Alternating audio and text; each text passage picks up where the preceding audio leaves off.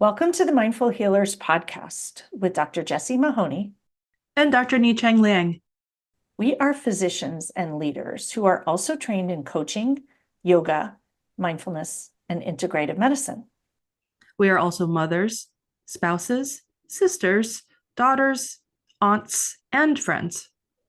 In this podcast, we share candid, heart-centered, loving, science-based, thoughtful, and often fun conversations about the challenges life throws at us. With our collective experience of over 30 years in physician and personal wellness, we reflect and offer pearls of wisdom for navigating life's challenges with more ease. From parenting, marriages, money scarcity, cancer survivorship, uncertainty, challenges in practicing medicine, we cover it all. We invite you to refresh your perspective and empower yourself with mindset, mindfulness, and other well-being tools that actually work. A quick reminder that nothing in our podcast is medical advice. Welcome to today's episode, where we are going to talk about learning to hold space and compassion for yourself. And today I have on the podcast a dear friend of mine and former colleague, Dr. Yvonne Juarez, and she is a pediatrician and physician leader at TPMG. She and I did our residency together a long, long time ago. And we both worked at TPMG afterwards for our entire medical careers, and Yvonne's still working there. And she has been at multiple different locations. We've never actually worked at the same location since residency. And we reconnected intermittently over the years at different Kaiser TPMG events, but we deeply reconnected at Sagrada about a year and a bit ago when Yvonne came for a retreat. And I asked her to join me here today to have a conversation about her experiences at different retreats, because she's now come to more than one, and she has brought her husband to a retreat, and she has sent many of her colleagues to retreats. And so I thought it would be fun to hear her story, what she liked about it, what changed. And I know that from sort of checking in and hearing from you, many things have changed. So I think that our listeners will really appreciate hearing your journey, as it were. So thanks for joining me. Thank you so much, Jessie, for having me here. I really do want to take time to thank you for just changing your gears and shifting, because even though, yes, we work together in clinical medicine and you were a big help for me through residency, and then just getting to see you at these different events through work was great, and catching up with you was great. When I got to work with you in this work, it feels like, oh my gosh, this is her true calling. Like, this is what she was meant to do. And I just am so grateful that you're doing this work. And so I wanted to thank you for that. Before I forget, my husband also wanted to thank you, because he really did enjoy our retreat. And we are planning to come again this year to Nicasio. So thank you. But why I decided to come to Sagrada in December 2023, I just was at the point of depletion. I felt so frazzled. I felt on the verge of burnout. At that point, we had survived the pandemic, and I was a frontline pediatrician. And so that you're navigating a lot of patient concerns, parental concerns, and then trying to practice medicine differently. You know, originally we didn't really have enough PPE, and then we did have PPE, and that was difficult. Navigating big family changes. We had, in my family, I had a couple of close family deaths. That was really hard on me, just emotionally, because I didn't really have time and energy to grieve them. With relocating from the Central Valley to the Bay Area and relocating my practice, relocating my home. That was really, really hard. Giving up my social networks, with the pandemic where we could not socialize, and then not being physically close to my friends in the Central Valley anymore, and then moving during a pandemic where you really can't get to know people because we're all having to isolate. So it took a long while for me to really see people past their eyes. Like I didn't know what people looked like when I would pass them because everybody was masked up. So it was really stressful. I'm definitely somebody that's social, and social connections are important to me, and I couldn't have that. And so that was not a way that I could recharge. And so that was hard. And one of my friends from residency, who is also a former colleague of yours, had done honoring diastole. And then another colleague that I was working with at that time had done a different honoring diastole. And they both said, oh my gosh, it was so good. You got to do it. And so I had to come check it out. And that's why I signed up for the Sagrada retreat. I love it. And one of the things you mentioned is one of the intentions, which I think many people think, oh, I'm going to learn this, or, oh, I'm just going to have a rest and I'm going to be in a beautiful place and do some yoga and eat some good food. But the human connection and that social connection piece is such a big piece. And you do get some of that, like when you coach in a small group, but it's really different when you do it in person and you get out of your own environment and spend that really sort of intimate time with each other. Most people don't know each other when they show up. And true. Really know each other afterwards. True. Yeah.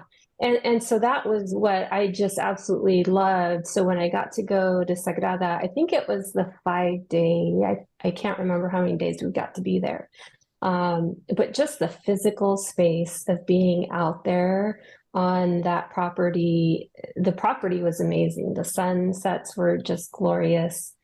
It was very, very peaceful. And you had at that time, Hope was there, and she was phenomenal. And all of the sisters, I call them now my Sagrada sisters, because we just really had this deep connection. And there was a handful of us that did practice in the Bay Area that ended up still staying in touch and being there for each other. A few of us, there were 4 of us that are actually with TPMG. So I was able to send them a little love note through interoffice mail. And that was a nice surprise. They reached out to me like, oh, I got my sticker and I really appreciate it. Thank you so much. So that was really fun. So yeah, I was able to go to the Connect in Nature retreat and got to meet some other amazing people from, other states, New Orleans and Colorado. And I'm like, oh my gosh, these women are amazing. And that was all from your offerings. And I think I often get questions. People either want to come with people from where they work or they don't. And they're worried about either, right? If I don't know anyone, is it okay to come alone? Or I don't want anybody who might know me at work to know anything about me. And in my experience, at least, it doesn't matter. Like, because you're so taken out of your environment and it feels like a safe place. And so people sometimes say to me, wow, this retreat has like so many people from California. And then the next retreat will have nobody from California. And you just never know who will be there. Yeah. So far, I haven't seen it matter at all. It's amazing. And it was beautiful to have, we had one woman from Canada and then one woman from, I want to say she was from Vermont. Mm-hmm. Mm-hmm. Yes. And so it's so fun because some of these women I see on your Facebook page commenting, and it's just really fun. And so I went to that retreat not knowing anyone, and it was perfect. And then I also went with my husband, and that was great too. So I agree. I don't usually go to medical conferences with people. It's kind of like I go to learn and then I go to just veg. Mm-hmm. Mm-hmm. Yeah. So So tell me a little more about what you got out of your first, so the longer retreat where you went just with women, and what did you get out of that? Um, so the longer retreat for me, coming from a space of I am on the verge of burnout, I feel like I got nothing to give to anyone. Like I felt, I'm getting a little bit emotional. I felt very drained, like I got nothing. And you know me, I'm a very giving person. And I felt like, oh my gosh, I've given everything and I forgot to keep for myself. So being in that space with these amazing women, it was incredible.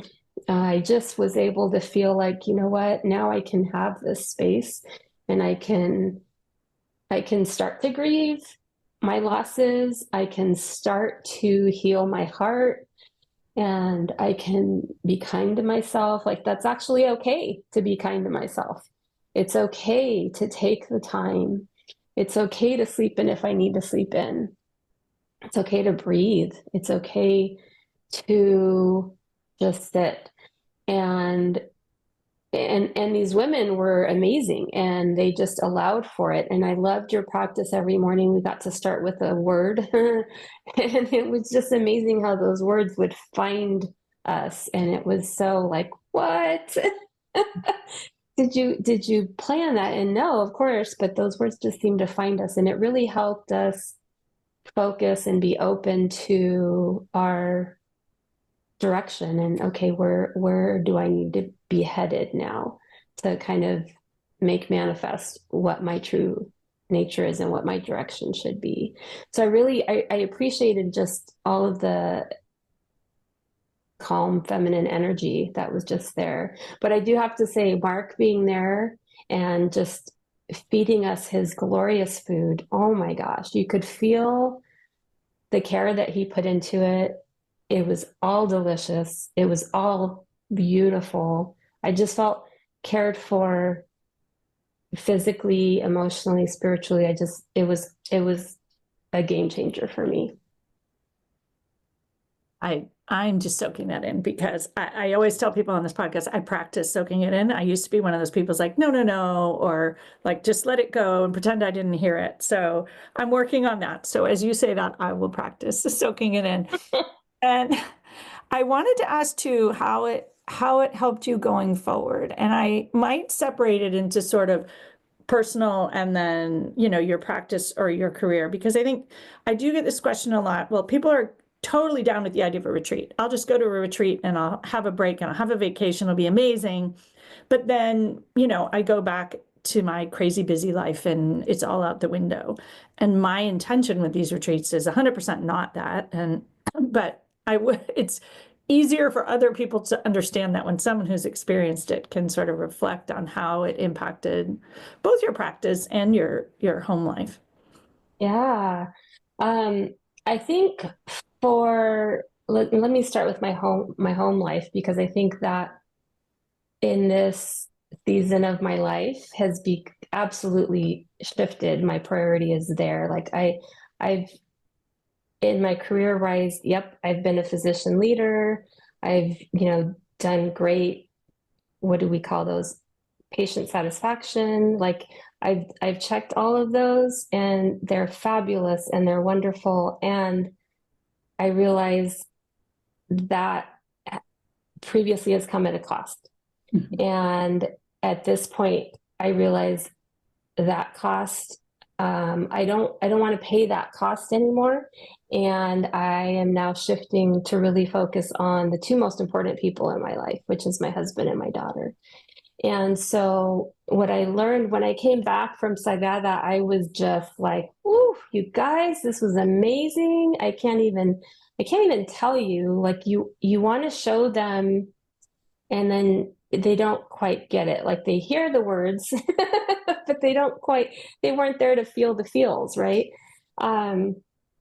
But what it has helped me is just being able to have the tools to speak with them and give them their space to kind of process. And so what I mean by that is, my husband and I are of the same generation. We're the same age. And so we were teenagers a long time ago.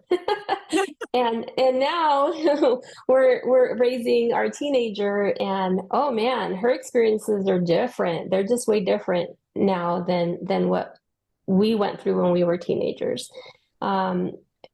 And I think one of the things that we are realizing as my husband and I both are doing our work on ourselves, it's important to understand that we have both had some generational trauma growing up, and we grew up differently.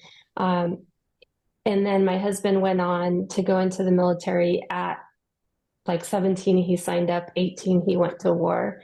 He's gone to 2 wars, and he's seen a lot of stuff, and he's lived through a lot of stuff. And trauma upon trauma, he's dealt, he's sustained, and now he's unpacking, and layer by layer. And it's been challenging, but oh my gosh, I'm so grateful that he's doing that work. And the work that he's gone to with his therapies and counseling, they have, part of those have invited families to come in. And so I've been able to go to kind of understand, when he comes up with his words for coping, if he gets triggered by something and he's, learning to cope with it. Now I know how to help with that, because I've learned those words that he has learned to kind of get him to, okay, I'm safe, and this is not what it was back then, and I can deal with this now. And bringing him to the retreat has been helpful, because now he gets to learn the dialect that I have learned from Sagrada, coming to your reconnecting in nature and being with non-military people, right? Because that's what his therapies have included. And so now he gets to connect in a different dialect, and the energies are just completely different. And he was like, you know what? That was absolutely incredible.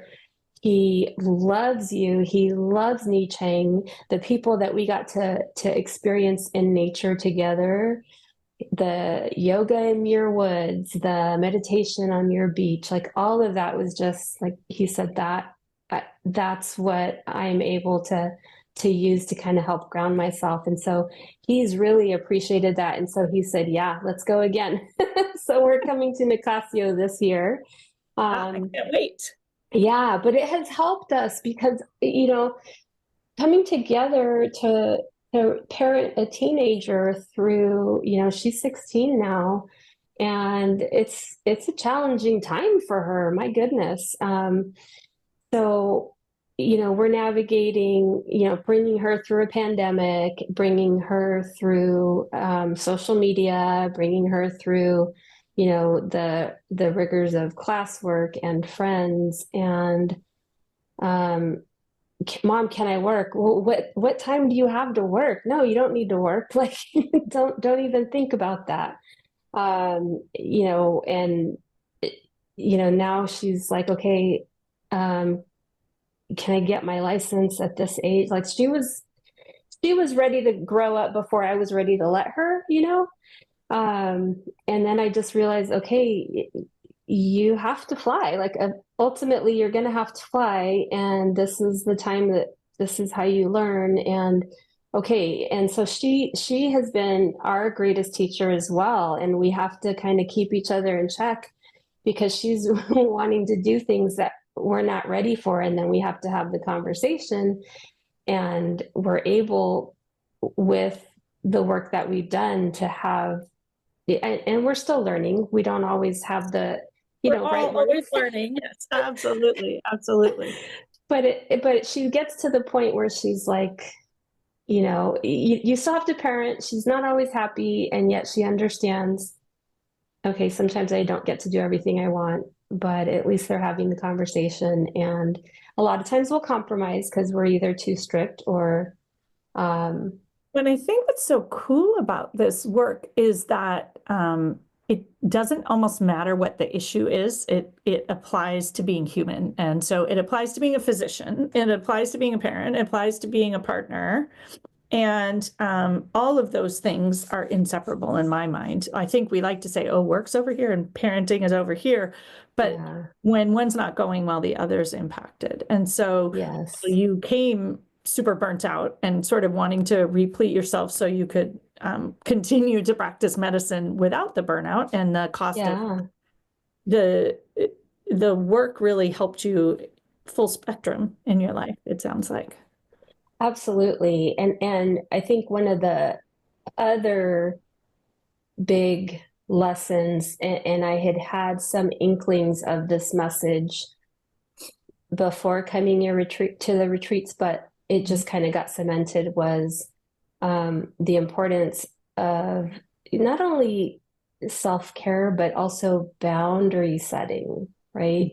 So I kind of grew up within a family network of no boundaries. Like, no. Yeah. There's no boundaries within a family, right? Everybody's in everybody's business all the time. And so I get to meet my husband and he's like, what are you talking about? No, boundaries are important. I guess I grew up thinking boundaries was like a bad word. And then I realized, oh no, it's not a bad word. It's actually very, very important to stay healthy and to be clear and to go from growing up with a lot of indirect communication to now understanding the importance of more direct communication and clarity.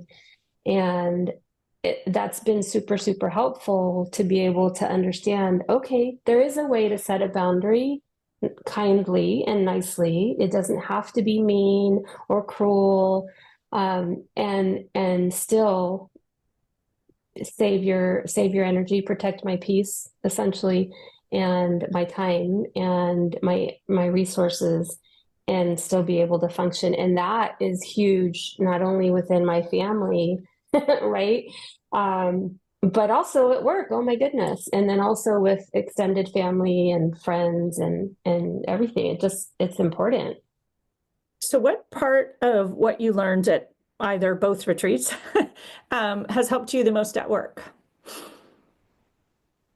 I think the biggest takeaway that I got, my hand to heart, right? Like I just giving myself permission to take time to hold a space for myself, to not jump in and be everything for everybody all the time.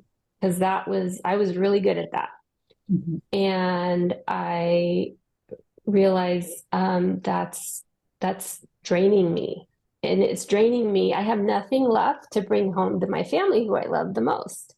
Mm-hmm. And I had to stop that. I can't do that. I need to understand what's mine and take that and carry that and do the best at that. And what's not mine, let it be there and let it be for whoever it belongs to. And so through the different hats that I've worn, you know, I got to go to a new chief orientation where one of the fabulous PICs talked about everyone wants to bring them the monkeys on their back, and they want to give you their monkeys. They want you to keep their monkeys, and we're going to train you how to give their monkeys back, and they get to leave with their monkeys. I love that. So yeah, I like to think of boundaries as keeping the good in, right? That's why they're there. yes. Because in my mind, boundaries also bad word. It's funny that the pediatricians seem to think that. Right. Yes. This idea that for me, whatever it is, like that boundary is what keeps me whole and able to show up fully. And in peds in particular, there is this culture of no boundaries, and it's for the children, and we're supposed to be there 24/7. And right. I used to think, because we talk about how we're so nice in peds and how peds is so nice and all of this stuff. And in reality, that culture of always being there and never taking time for yourself is actually stronger in peds than in many other specialties. And I now work with people across specialties, across the United States, across countries. And really, it's fascinating to me that the pediatricians have the worst boundaries. And we actually glorify not having any. That makes you a better doctor. And I think we also have no boundaries when other people want our advice about their children, because it's always for the children. And while, yes, the children need it, when we do that, it comes at a cost. You end up as depleted as you were when you showed up at a retreat, which is not uncommon at all. Yes.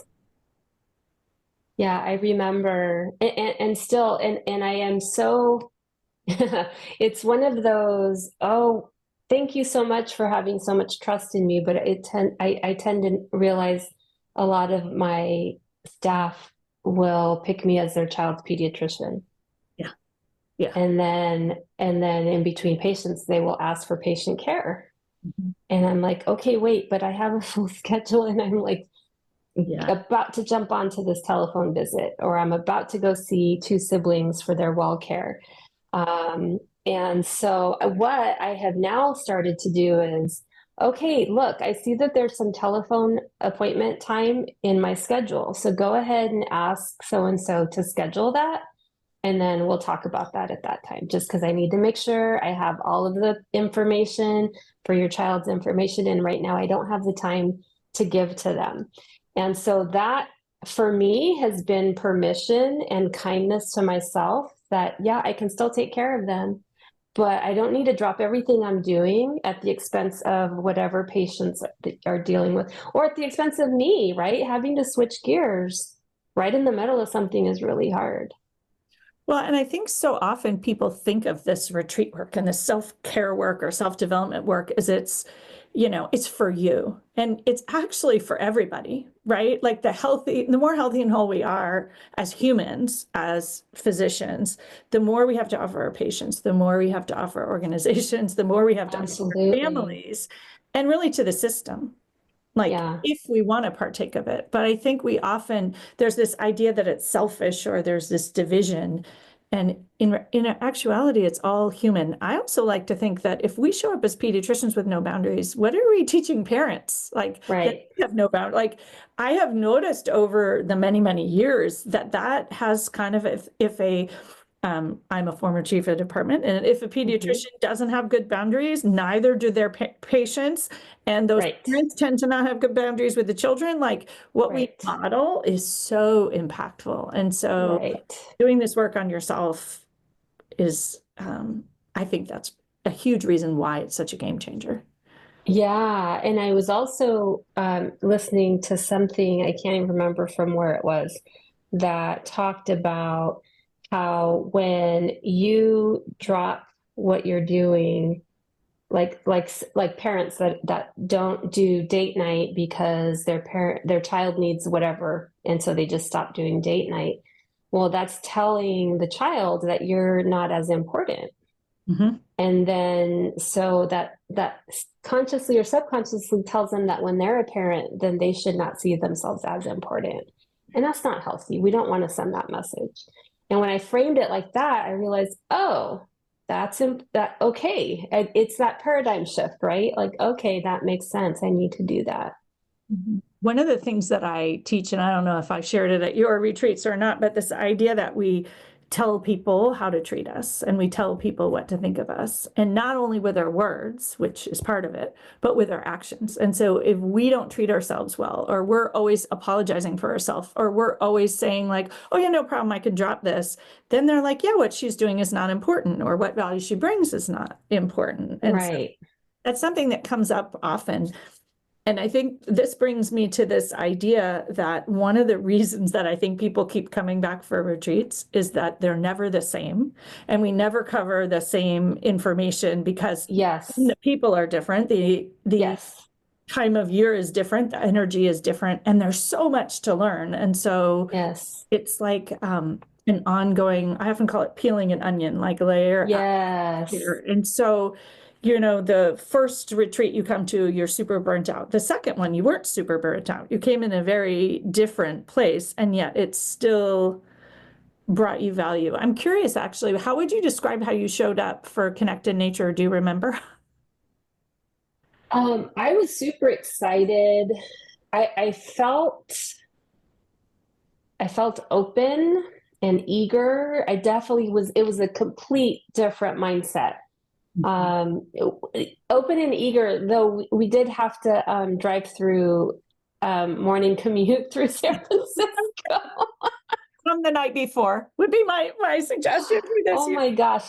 Yeah, because we were like, yeah, that was stressful. But when we got to the Zen Center, we were like, okay, like you guys still had not started yet. And so we were able to, take a breath, and then we started with some mindful meditation, and then that just kind of helped. So, but it was a different mind space altogether. And I was super excited to share with my husband as well. And do you think that you got, I don't want to use a judgmental word, equal benefit, or like coming in a healthier space? What was the impact like compared to coming in what we might describe as a more distressed space? Yeah. I definitely think both experiences were valuable, such that I'm doing another one.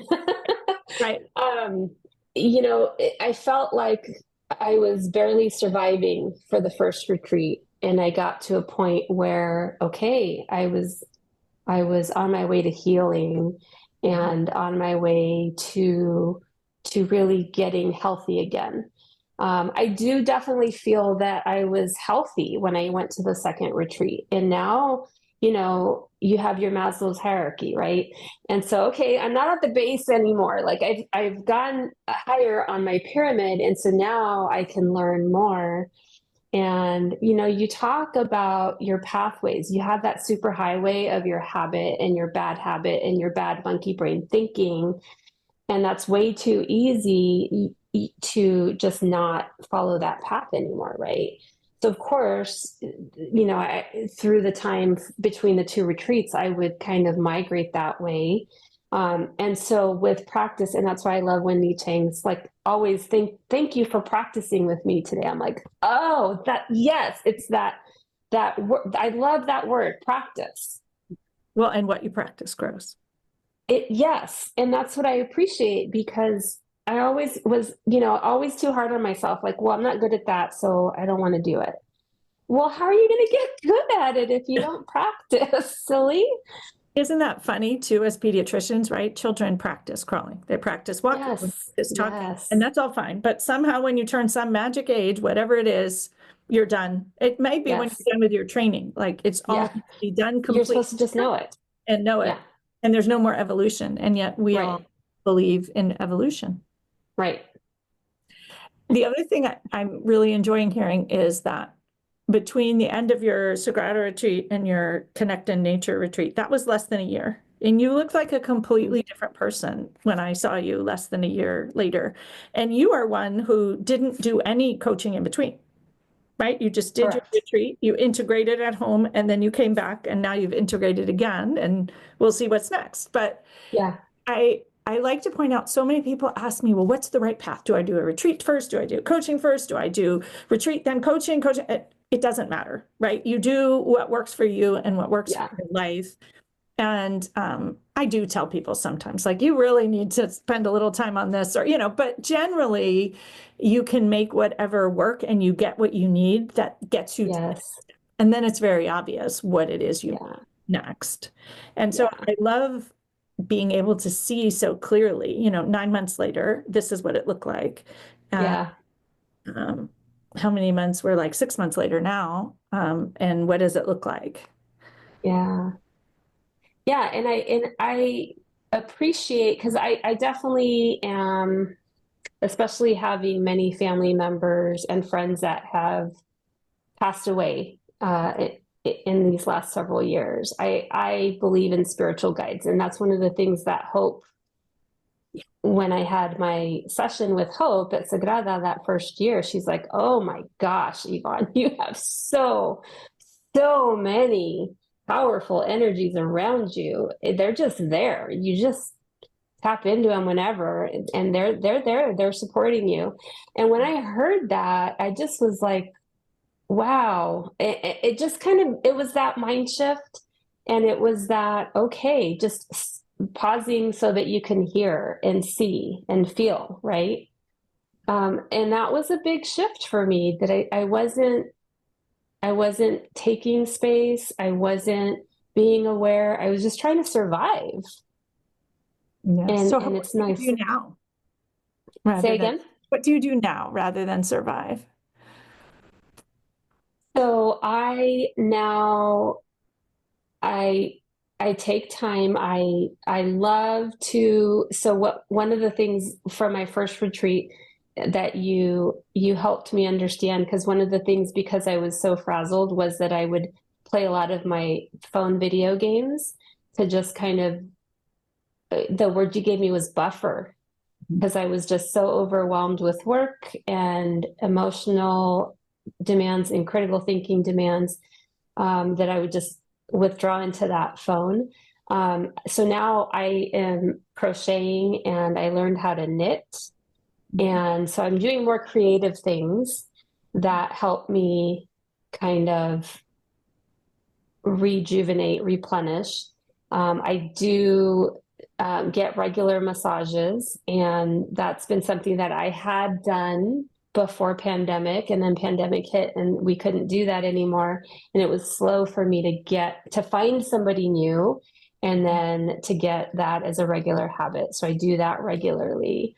I love to, so I am drinking less wine and more tea, and that's been very helpful.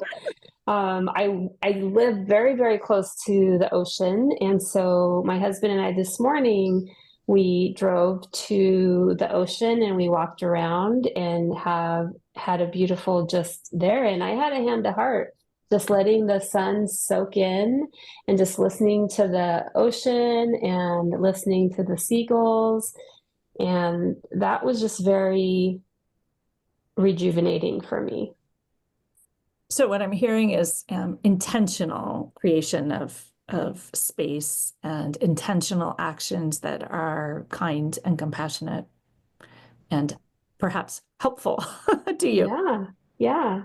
Love it. Anything else you want to share as we wrap up that we didn't talk about or you feel is important for others to know they might not appreciate? I think especially in your role as someone who's been a physician leader and been a physician for at least 21 years plus residency, Mm-hmm. that one of the things I find most challenging is those people that aren't ready for wellness or who are like, I don't know, they're very skeptical, they're not sure, they're worried.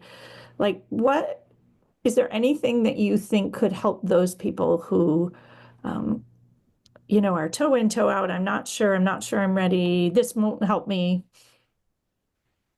You know, I have colleagues that I worry about, that I just worry are so close to burnout, and it scares me because I know